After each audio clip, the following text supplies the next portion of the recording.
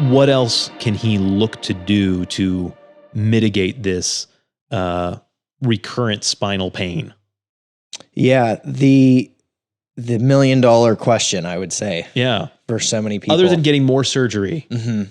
There are many novel surgeries and minimally invasive surgeries at this point that seemingly do have some good evidence and good outcomes. And so it's not that those direct interventions are bad by any stretch, and not that they don't help tons and tons of people.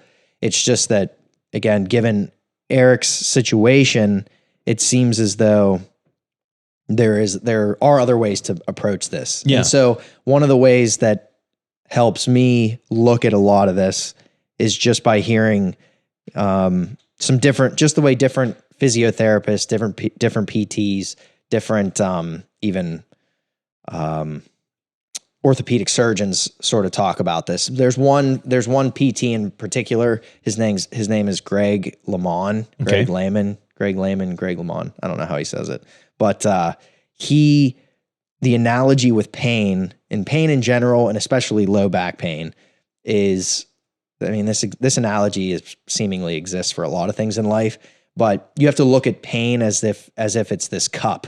And so there's a lot of things that go into the cup that can be contributing to pain, and that when the cup eventually overflows, that's when these overt symptoms and all these negative experiences and things start to occur. And so what can go in that cup? There can be tissue damage, sure. There can be, disc sequestration. There could be disc herniation. There could be, a past spinal fusion. There could be an L5 issue. There could be whatever. There could be all these things physically happening. But then there's also your anxiety around the pain, your rumination about the pain, your past experiences with pain, family histories, interactions with surgeons, all these different things. What sort of activities are you currently doing?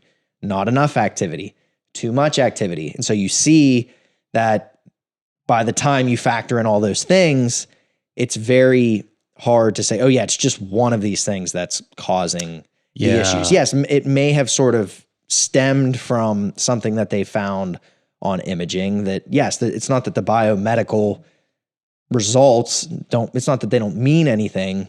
It's just that those sort of findings always need to be taken into context. And so what Greg suggests is that you have to find ways to either make the cup bigger, or once the cup starts to overflow, how do you start to clear out some of those things that I mentioned? Right. And so by looking at his experience as best as he can in a holistic way, so maybe that's some Inflamove, maybe that is some Tylenol like he's already doing to keep moving. Maybe it's he finds a new physical therapist, somebody that's a little more forward thinking and isn't too caught up on certain, imaging and feeding into maybe the narrative that Eric's experiencing here. There's so much. And also knowing that in addition to the sort of the cup analogy, there are no magic exercises that he's going to all of a sudden start doing that's going to help with his back pain. There's not back extensions or deadlifts or single leg, toe touches on a Bosu ball with a special band hanging from the ceiling. That sounds exciting. There's no matter what anybody says, right? There's really nothing. And that's sort of liberating in my mind. There's not this, what you'll get out of a really good physical therapist are not the magical exercises that they have, but the sort of the combination of the art and science of, leveling with the person, understanding and factoring in these experiences around pain and emotions and anxieties and fear, and also having a biomedical understanding of, okay, it does look like there's something going on. There was something that maybe did occur at the disc. Maybe you did have 3 surgeries. It's not discounting that. Maybe it was a trauma. Maybe there was a car accident. Maybe there was something that led to this, but then combining all those things and then just adding in some graded exposure of movement. Right. And so it's not the specific movement itself. It's just that finding tolerable levels of movement are what ultimately help start to move the needle with people. So if Eric really likes to run, it's not that you just let's start running. Well, Right. Maybe he can. Maybe he's ready to do that. Maybe it's walking. Maybe it's Greg Lehman mentioned running in a pool, or finding ways to run towards the things, no pun intended, that you like to do. Yeah. There's so much, there's ultimately so much to that. So graded exposures, and that looks different for a lot of people. That might mean, like I'm saying, doing more of the thing and trying to move closer to the thing that the person is unable to do that they want to do. Right. To start to instill some of that purpose again, and you got to do the things you like to do. Yeah. But then also, there's nothing wrong with taking time off of the other thing and doing a bunch of other things. You know, the world is sort of your oyster, and that's what a good therapist can help you start to unpack. So I know that was a lot, but I like that. You're talking about pain as or the capacity, and saying there's all kinds of things that go into that. And sometimes a lot of times tissue damage itself, which is what we always associate with pain, is not really the culprit, or at least it's not now the culprit.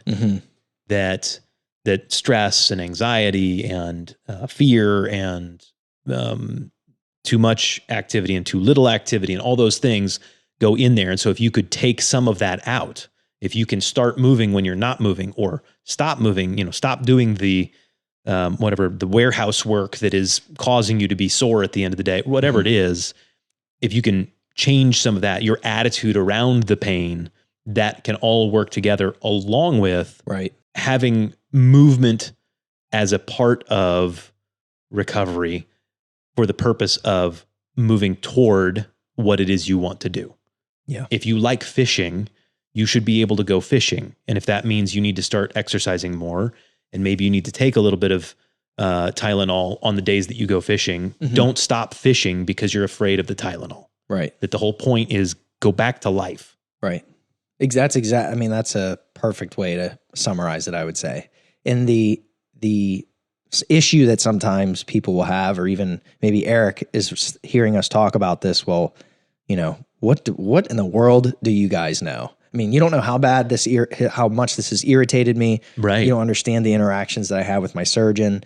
I can send you my MRIs right now. Yeah. I can send you my x-rays. This is rough. And again, that's not, the point is not, we're not saying that, Eric, it's all mental, man. It's not suck it's it all, up. you're just scared of hurting it. It's just that the flip side is also harmful by only looking at your x-ray and then being sort of bound by what that tells you as far as your, I forget what the term was. It was almost like